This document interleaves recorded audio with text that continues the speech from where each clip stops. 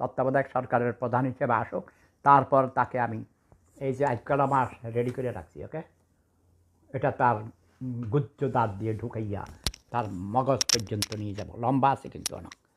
আমি এখন এই এই লাঠি ধইয়া আমাকে হাঁটতে হয়, আমি অসুস্থ।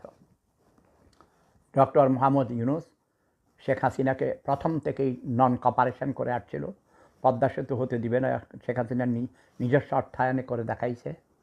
শেখ হাসিনার মতো এত যোগ্য নেত্রী এই পৃথিবীতে গত 100 বছরে আসে নাই, আগামী 100 বছরও আসবে না।